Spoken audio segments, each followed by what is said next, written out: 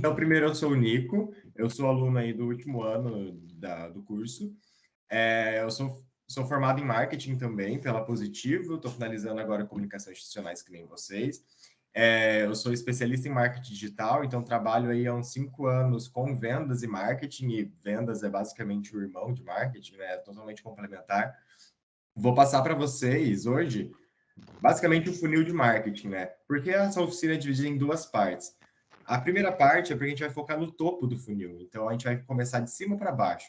Então a gente vai focar hoje em como atrair visitantes e como gerar leads, e daí na semana que vem a gente vai olhar para oportunidades e clientes, então do meio para o fundo do funil. Mas antes de tudo, antes de a gente falar sobre como as ações que a gente pode fazer no topo de funil, é importante a gente entender onde a gente está entrando. Então, a análise de mercado e de concorrente é fundamental para a gente se situar, entender quais são as nossas oportunidades, entender quais são as nossas ameaças. Enfim, a gente realmente precisa entender com quem a gente está competindo, né? Então, é importante a gente fazer uma análise de conteúdo. Uma coisa que eu gosto de fazer, a parte que eu mais gosto, na verdade, é análise de conteúdo. Então, a gente pega aí os arrobas, pega aí os blogs, pega todos os concorrentes que trabalham com a mesma solução, com produtos semelhantes, ou pelo menos que você admira, sabe? Você não precisa necessariamente ter alguém que faça a mesma coisa que você, mas que você tem algumas referências, né? Então, você pega essas redes sociais, esses sites, faz uma análise, vê o que você pode fazer melhor, o que você não faz tão bem e que vai ser uma ameaça. Você precisa equilibrar e criar a sua solução, né? Um outro ponto, então, é público e tom de voz. Então, entender com quem você está se comunicando, quem que é o cliente ideal da sua empresa, e daí entendendo quem que é esse público, você começa a mudar o tom de voz da sua marca, como você quer se comunicar, e etc.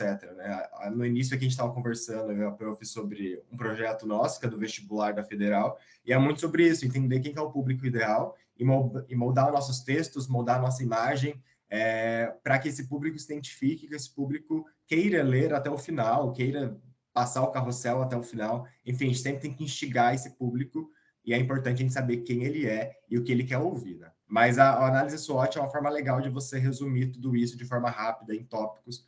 Então, vamos lá. E daí, quando a gente fala de topo de funil, eu gosto de separar em duas partes. Então, clientes orgânicos e clientes pagos. A diferença está no nome, né? Então, cliente orgânico, a gente vai conseguir atrair ele sem necessariamente um investimento financeiro.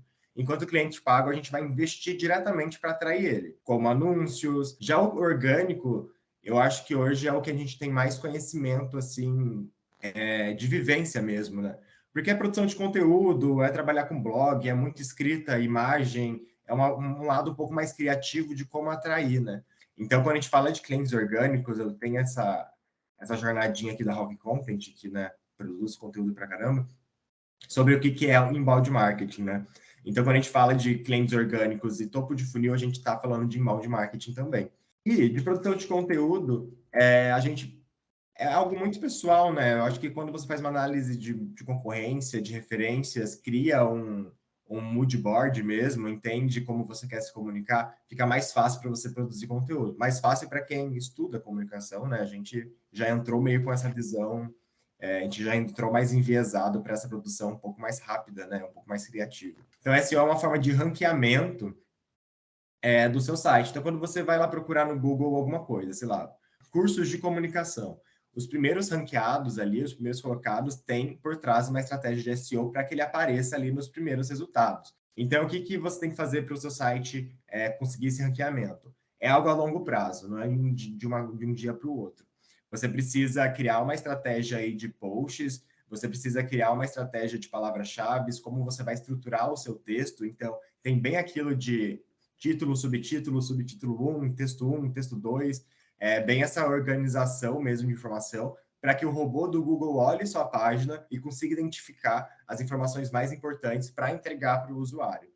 E quem estrutura melhor esse texto? Quem usa as melhores palavras-chave, o Google beneficia porque entende que é um conteúdo de qualidade. E daí o mapeamento de conteúdo entra nisso, né? Então, é legal usar o planejador de palavras-chave do Google Ads mesmo, ou tem até alguns sites que eu deixei aqui, o Ubersuggest, o SEMrush, que é ótimo, o Ahrefs, que traz algumas referências para a produção de conteúdo, né? Porque às vezes dá um branco, às vezes a gente entra num período meio que a gente não está tão criativo quanto gostaria, então é legal a gente procurar referências em outros lugares além fora da nossa cabeça também, né?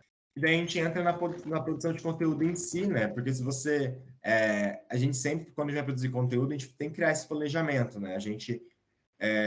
A nossa profissão é de muito estudo, né? De muita análise, até chegar no fato de produzir. Então, se você já fez aquela análise de concorrência, já fez aquela matriz SWOT, já entendeu as palavras-chave, já entendeu, tá, eu preciso pensar o SEO, porque o SEO é importante para mim, e daí você vai para produção de conteúdo, porque vai estar tudo interligado, e a produção de conteúdo é meio que a resolução final, né? Ele não é o início de tudo, na verdade, ele é a consequência de todo o estudo que a gente fez. E daí a gente entra para clientes pagos, né? Lembrando, a gente já está olhando o topo do funil, né? Então, o topo do funil que é atrair e fazer o cliente entender que ele tem um problema. Então, basicamente, a gente faz isso com produção de texto, enfim, com produção de conteúdo. E daí a gente vai para clientes pagos, que é ótimo, porque você encurta um pouco esse caminho, né? Porque produção de conteúdo é a longo prazo, você vai começar a ter resultado, não é de um dia para o outro, a não ser que você, sei lá, use o TikTok muito bem, você produza conteúdo extremamente cativante. E daí, tá, vamos levar para o conceito de que a gente criou um aplicativo perfeito, criou uma página perfeita, um blog perfeito, a gente é muito bom da nossa comunicação, a gente é muito sucinto, a gente é objetivo, a gente usa muito bem as cores, e daí a gente consegue trazer a atenção para aquilo que a gente quer levar a atenção. Perfeito. Então, agora sim a gente pode trabalhar com mídia paga. E daí alguns lembretes de para você não se esquecer. Quando a gente fala de mídia paga, não é só você exibir o anúncio, não é só você digitar o texto perfeito, a imagem perfeita, você pensar só nisso. Isso, na verdade, é grande parte do trabalho, né? Mas também tem que pensar um pouco em pixel e tags. Mas basicamente o que é o pixel, o que são as tags, né? O pixel é mais voltado para Facebook e Instagram. Então você pega um código, você coloca no seu site, para você conseguir traquear todo o caminho que aquele usuário fez. Então, todo mundo que clicou no seu anúncio, você vai instalar um pixel no seu site. Você tem várias formas de você instalar, tem vários objetivos, né?